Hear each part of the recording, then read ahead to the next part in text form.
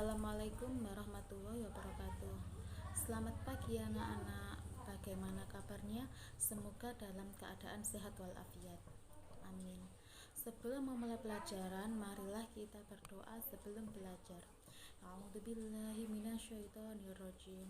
Bismillahirrahmanirrahim. Robbi zidni ilma warzuqni fahma. Amin. Alhamdulillah. Sekarang kita akan belajar pelajaran pendidikan agama Islam, pelajaran 3, yaitu indahnya nama-nama Allah Subhanahu wa taala. Anak-anakku, kita hidup di dunia ini, kita membutuhkan orang lain. Misalkan kita ingin makan, itu kita harus masak dulu, nasinya, berasnya itu kita beli di pasar. Kita mau makan, ikannya juga beli di pasar. Kita memakai baju ini juga, ini dijahitkan di penjahit. Dan juga kita ingin pintar, kita juga belajar dari guru, seperti itu. Jadi kita sebagai manusia tidak bisa hidup sendiri, tapi kita masih membutuhkan orang lain. Tapi tidak dengan Allah Subhanahu wa taala. Karena Allah, Dia tidak membutuhkan bantuan siapapun. Seperti itu ya. Sekarang marilah kita mempelajari indahnya nama-nama Allah Subhanahu wa taala. Yang pertama adalah As-Somad, yang artinya Allah Subhanahu wa taala Maha dibutuhkan, tempat meminta dan tempat bergantung. Allah Subhanahu wa taala Maha dibutuhkan. Kita sebagai manusia, kita membutuhkan Allah, tempat kita meminta pertolongan, tempat kita berkeluh kesah. Jadi kita tidak boleh misalkan bergantung kepada selain Allah, misalkan benda-benda keramat, cincin, keris, tempat keramat, seperti itu. Maka di sini Allah memiliki nama-nama yang baik yang disebut dengan As-Somad. Apabila kita memohon pertolongan selain kepada Allah, maka itu disebut dengan syirik, perbuatan syirik, yaitu menyekutukan Allah Subhanahu wa taala.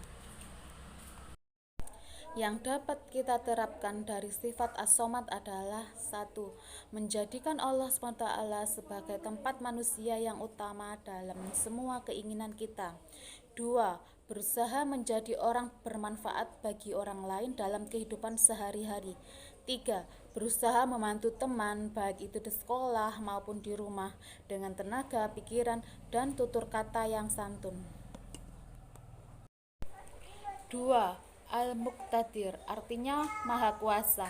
Allah Maha Kuasa atas segala sesuatu yang ada di dunia dan di alam semesta. Misalnya gunung, lautan, tanaman, binatang, baik di darat maupun di laut. Jadi segala sesuatu yang terjadi ini atas segala kuasa Allah SWT.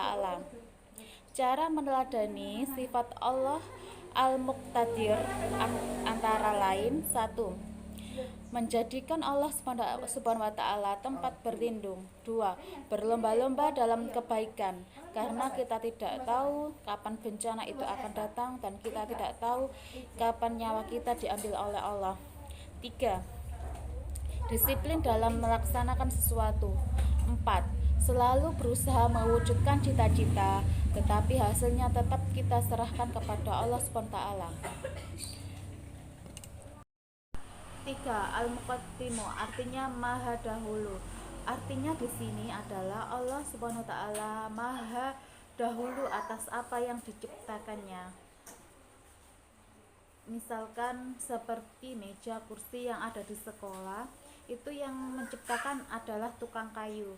Jadi siapa yang dahulu antara meja dan tukang kayu? Pasti tukang kayu dahulu.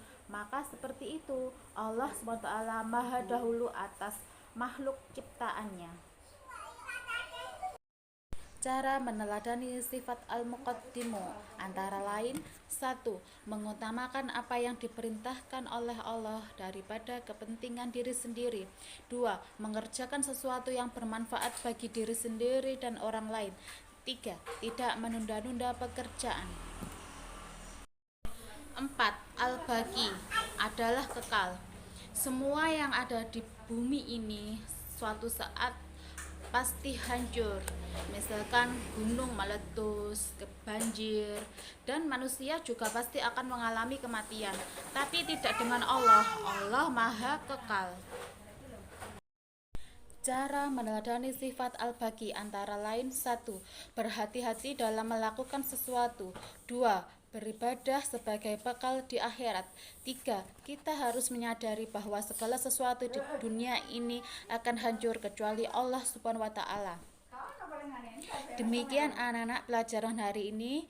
Bu Utami ucapkan terima kasih, tetap semangat belajar di rumah. Bu Utami akhiri. Wassalamualaikum warahmatullahi wabarakatuh.